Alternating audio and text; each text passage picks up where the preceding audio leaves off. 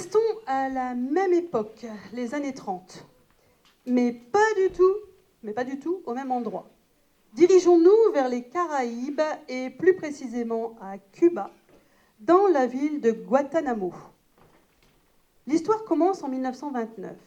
Une jolie demoiselle se fait siffler et ne réagit pas selon le goût des garçons qui ont manifesté leur approbation. Ils en font alors une chanson, la Guantanamera, basée sur une mélodie du 19e siècle, fusionnée avec de la musique locale. La chanson est diffusée par la radio où travaille José Fernando Diaz. Il en fixe la mélodie et y met, outre des paroles propres à la Guantanamo, des vers simples, les versos sencillos, de José Martí. Considérée comme la chanson cubaine la plus connue, elle fait partie de celles les plus reprises dans le monde. En France, la Guantanamera est popularisée par Jodassin et Nana Mouskouri, outre le fait que notre belle paysanne de Guantanamo devient une ville.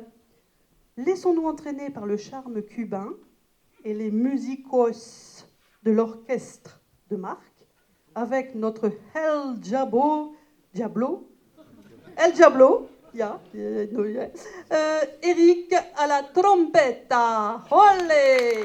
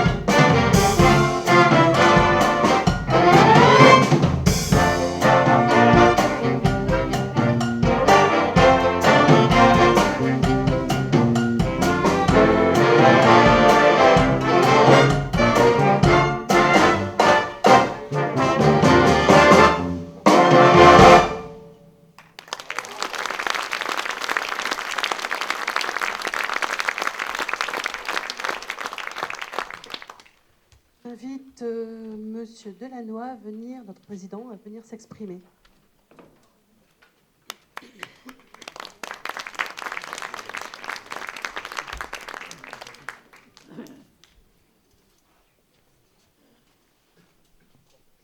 embêterai pas trop longtemps. Mais d'abord, je suis très heureux de voir le public très important qui est dans la salle, qui prouve que vous aimez notre musique. Bon, ensuite, je voudrais remercier notre sympathique maire Bernard Gérard pour sa présence, qui est régulière d'ailleurs dans tous nos concerts. Deuxième personne à présenter, Sophie Rocher. Je crois qu'on ne devrait même plus la présenter parce que tout le monde la connaît. Hein, elle fait pratiquement partie de l'orchestre. Ensuite, nous avons également DJ Ella, adjoint au sport, et Loïc Catlin à la communication. Je voudrais vous dire que notre prochain concert de jazz aura lieu le samedi 16 mai 2020. Nous faisons régulièrement 2 concerts par an et 2 programmes différents. Maintenant, je voudrais céder la parole à Monsieur le maire. Il va vous dire un petit mot.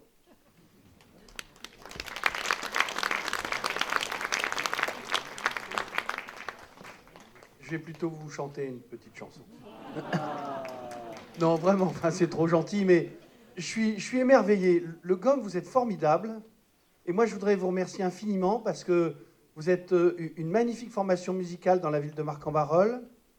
Il y a vraiment un challenge extraordinaire qui a été relevé aujourd'hui parce que l'arrangeur extraordinaire qui est Monsieur Marcel Lamelin est aujourd'hui un peu mal arrangé. Bon, c'est un comble, mais il s'est cassé la jambe vraiment, vraiment de mauvaise manière dans une salle de la ville et j'étais tout à fait désolé d'apprendre cela. Donc je lui souhaite de se rétablir très vite. Vous êtes un homme formidable. On parle de très très grands artistes depuis tout à l'heure. Marcel Lamelin, c'est un grand artiste et c'est un homme modeste. C'est un homme qui a toujours relevé nos challenges aussi. Et donc je voudrais vous exprimer, Monsieur Lamelin, mon immense reconnaissance. Vous êtes un grand musicien en plus. Et faire tous ces arrangements, c'est un grand, grand travail que vous faites avec humilité, avec simplicité et avec tout votre talent. Je vous demande de l'applaudir. Voilà.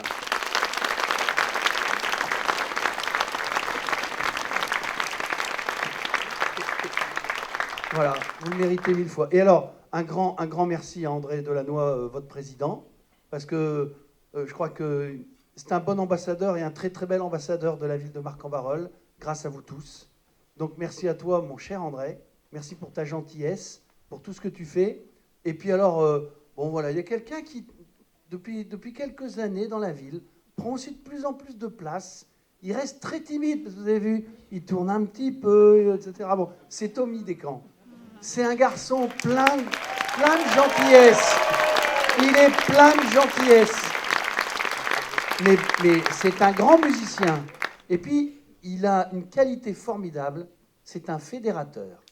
C'est quelqu'un qui essaye de mettre du lien, un petit peu d'huile quand il faut, etc., pour que tout fonctionne bien. Et donc, merci beaucoup à vous tous. Je suis très, très heureux et très fier de voir à quel point vous faites plaisir à beaucoup de monde dans la ville de Marcq-en-Barœul. Donc, on est ravis d'être là ce soir. Merci à vous tous. Et venez ici, vous. Venez ici. Et, alors, elle aussi, elle est modeste. C'est un sacré challenge. Et vous faites ça avec plein d'humour, de gentillesse. C'est un super travail. Hein. On va l'applaudir, notre présentatrice. Voilà. Merci.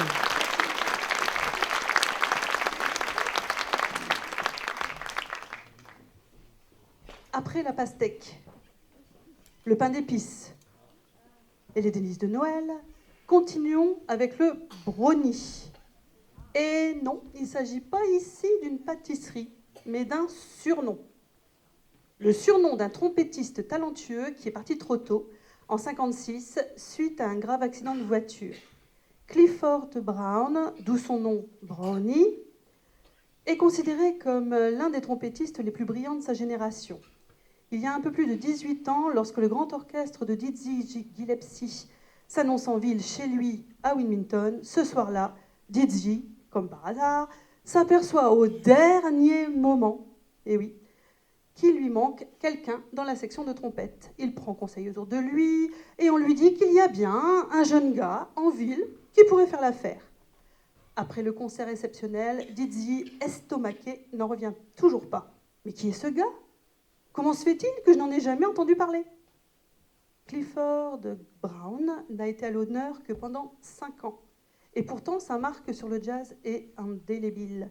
Jusqu'à l'accident de la route qui mettra fin à sa vie, s'enchaîneront à haute cadence rencontres et enregistrements qui tous marqueront l'histoire du jazz. Je vous propose de goûter au brownie avec ce morceau intitulé The Blues Walk, interprété par Eric à la trompette, Jean-Claude au saxophone ténor et Benoît au trombone.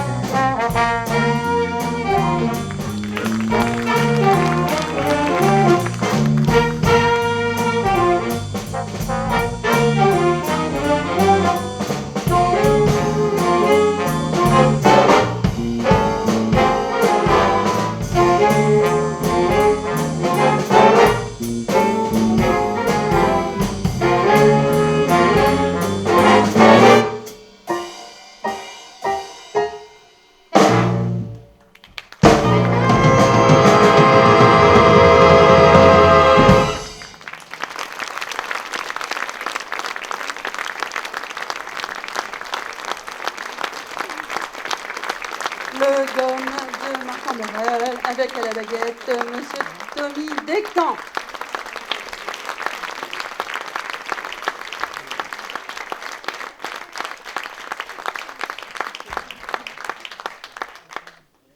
Nous voici arrivés au terme de la première partie de ce concert. Nous vous proposons une petite pause d'un quart d'heure où vous pourrez profiter du bar avec Nicole, que je remercie très sincèrement d'être avec nous, puisqu'elle s'occupe du bar et également des entrées. Et on n'a jamais l'occasion de la féliciter et de la remercier de sa présence. Nous vous proposons également, si vous le souhaitez, à la vente des CD au prix de 10 €, voire après si vous en prenez plus.